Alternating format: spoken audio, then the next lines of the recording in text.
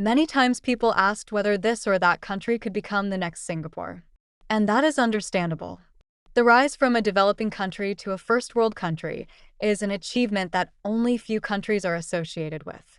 Singapore is therefore a symbol for success when it comes to transforming a developing country to a first world country. Once an underdeveloped region with limited resources, within half a century Singapore turned into a global financial and technological hub. Of course, the question arises as to whether the East African country of Kenya is also able to do this. First of all, it is important to find out what factors and requirements a country needs to become a first world country. Is there a recipe for success that enables a country to rise to the top? What similarities do modern and successful industrialized countries have in common with others? Before we delve deeper into this topic, we need a more broader definition for a first world country. Generally speaking, first world countries are highly developed industrialized countries characterized by political and economic stability, democracy, the rule of law, capitalist economic systems, and a high standard of living. Western countries such as the USA, Canada, and Australia meet these criteria. Since Asian countries like Japan and Singapore are very advanced, they rightly deserve to be classified as first world countries in all aspects. Singapore, in particular, is an example of a successful transition from a third world country to a first world country, especially in the context of the Global South. Although Singapore is cited as a prime example, there are, of course, other countries that have developed into competitive economies. In the 1950s, China and South Korea were considered extremely underdeveloped and would likely be described as third world. Today, these countries are among the largest economies in the world. Let's take a look at the 5 largest economies in the world. As shown in the list here, the US is the largest economy in the world, followed by China, Germany, Japan, and the UK. On the African continent, South Africa, Egypt, and Algeria are the leading economies in terms of GDP. Is there anything noticeable in this listing? All of the countries mentioned have access to the sea. Geographical location is an important key factor in the economic success of a country. Access to the sea allows a country to participate in global maritime trade. Goods and products can be transported to ports and from there shipped all over the world. And that is, of course, very relevant for exports. Did you know that global maritime trade is worth $14 trillion? That's almost 7 times the GDP of the entire African continent. So how is Kenya positioned geographically? Kenya is a country in East Africa. In the north, Kenya borders Sudan and Ethiopia. To the west of Kenya is Uganda, and to the east of Kenya is Somalia. The southern neighboring country is Tanzania. Kenya is geographically well located. On the eastern side of the country, Kenya has access to the Indian Ocean. And this access to the ocean enables Kenya to participate in global maritime trade. Again, the importance of maritime trade must be emphasized. When Kenya engages in international trade with other countries and handles import and export transactions, maritime trade accounts for 90% of trade. In general, the majority of global goods and products are transported by sea. Kenya's geographical location seems to be an advantage, but it also has its challenges. Kenya is surrounded by countries that are still underdeveloped, economically not very much competitive, and politically unstable. In order to attract more investment into the country and to grow the economy, political stability is crucial. The country has been able to maintain peace since its independence. However, Kenya is in close proximity to countries where there have been internal conflicts. According to official data, the civil war in Ethiopia ended in 2022 and was associated with huge economic costs of around $20 billion. Asian countries were able to advance economically because they stayed away from military conflicts and internal fighting. The consequences of a civil war and any military conflict of any kind are devastating in many ways. African countries must do everything they can to maintain peace. Although Kenya is considered East Africa's economic power and an anchor of stability and democracy, the country is heavily dependent on the economic and general well-being of neighboring countries. The following example shows how much of an advantage and influential it is to be surrounded by strong and well-functioning economies. Let's take a look at the map. Mexico is considered Latin America's second largest economy and borders the United States to the north. the world's largest economy. Poland is considered the largest economy and most developed country in Eastern Europe. Well to the west, Poland borders Germany, Europe's largest economy. China also benefits greatly from its proximity to competitive countries such as Japan and South Korea. However, there is good news. Ethiopia's remarkable development in recent years has been characterized by a steadily growing economy. Kenya can benefit from this sales market in the long term. May this trend be reflected in other neighboring countries such as Somalia, South Sudan, and Uganda. In order to have somewhat of an impression and understanding of a country's economic performance, the gross domestic product can be used as an important key factor. The gross domestic product, also widely known as GDP, is the total value of all goods and services produced within a country in a specific time period. It measures a country's economic performance. In 2024, Kenya's GDP was estimated at $124 billion. Compared to its neighboring countries, Kenya clearly stands out in terms of economic performance. Let's take another look at Africa's largest economy in 2024. With a gross domestic product of $400 billion, South Africa is the leading economy. However, it is worth mentioning that over the years Kenya has climbed up the ladder to become the sixth largest economy in Africa. To understand where the country is heading economically, it is important to look at the economic development over a longer period of time. This graphic shows Kenya's economic development over the last 50 years. But the development in recent years is very striking and impressive.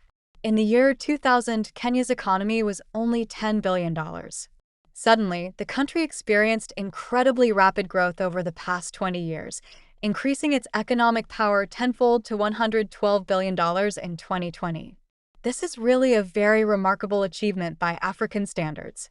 According to previously released IMF data, Kenya's GDP could grow to $132 billion by the end of 2025. What is interesting is that Kenya has even overtaken Ethiopia. This makes Kenya the largest economy in East Africa and the sixth largest economy in Africa. So the question is, what happened that Kenya's economy has grown so rapidly within 20 years? Kenya received a lot of foreign direct investment and loans, especially from China, for development projects. And this led to massive investments in infrastructure.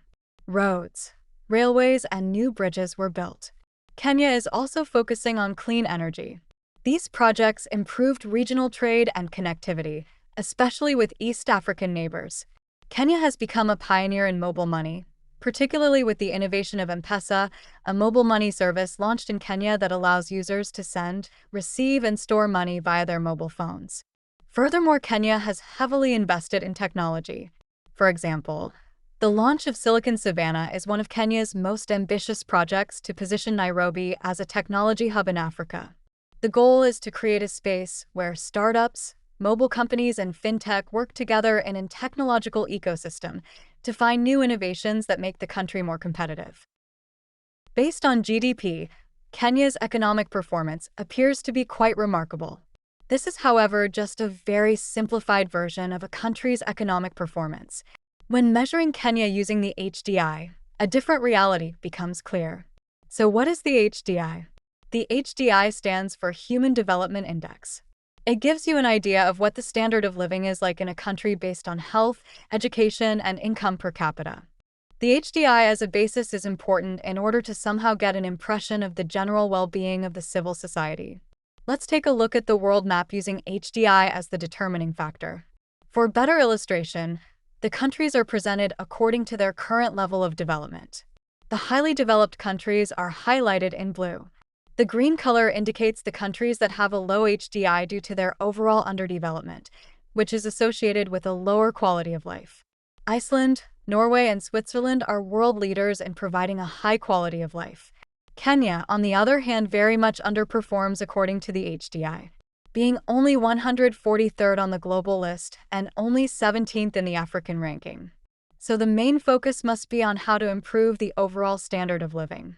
Kenya needs to make more investment in infrastructure, healthcare, and education to provide a higher quality of life. First world countries created industries that allowed companies to develop and dominate those industries. Very important industries are banking, information, and technology. The the automotive industry, agriculture, healthcare, and the energy sector. These companies made huge profits that allowed them to expand worldwide and maximize their profits. Companies from first world countries have made a name for themselves and created a globally recognized brand. These companies have become global players. In the US, you might think of tech giants like Apple and Microsoft. Germany is known for Volkswagen being Europe's largest automobile manufacturer. The South Korean and very well-known technology company Samsung. And Japan is of course linked to Toyota, Asia's leading automobile manufacturer. You notice that first world countries have many companies that generate more than $1 billion a year. In the USA alone, there are around 1,800 companies that generate more than $1 billion annually. These companies have contributed massively to the prosperity and wealth of their respective countries. When we look at the business landscape in Africa, it is immediately clear that South Africa, as the largest economy, naturally has the highest numbers of companies that generate more than $1 billion in revenue. Kenya actually appears in this list, but only at number 59. The mobile network operator Safaricom is Kenya's only company that makes more than $1 billion annually. To become more competitive regionally and globally, Kenya should be more supportive to entrepreneurial ambitions. More financial support must be provided for businesses and the growing startup scene. Because a growing number of businesses means more people are employed, which in return increases the wealth in the country. The world's leading economies provide large numbers of educational institutions to their citizens. India, China, and the USA have the most universities. India leads the way with 8,000 universities, while China has 5,700 and the US has about 3,000.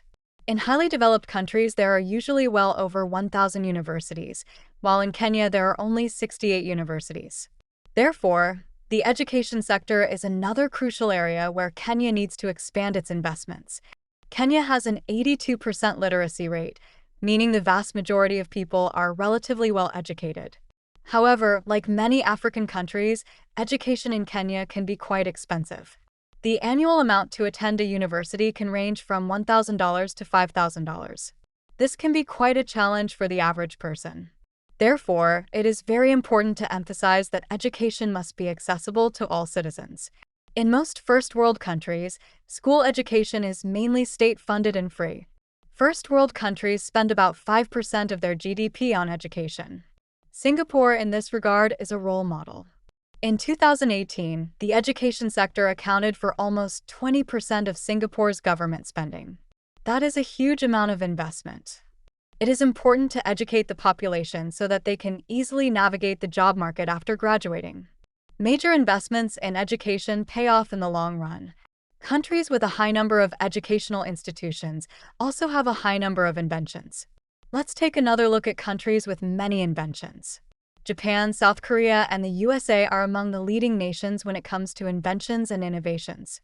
Inventions and innovations are extremely important. They create new industries that later create new jobs. Inventions often make production faster, cheaper, and more efficient, making the entire economy more productive and therefore more competitive. New technologies often directly improve people's lives. Can Kenya become a first world country? Let's summarize everything again. Kenya actually has the potential to become a first world country. It is of vital importance for Kenya to maintain peace and stability so that it is a place worth investing in the long term. In addition, the country needs to invest heavily in entrepreneurship to create jobs. More emphasis needs to be placed on supporting businesses and startups. To compete globally, Kenya must make education and healthcare accessible and affordable for its citizens. And it is also important to ensure that the state budget is managed responsibly. If you liked this video, follow me and subscribe to my channel. Thank you very much for watching.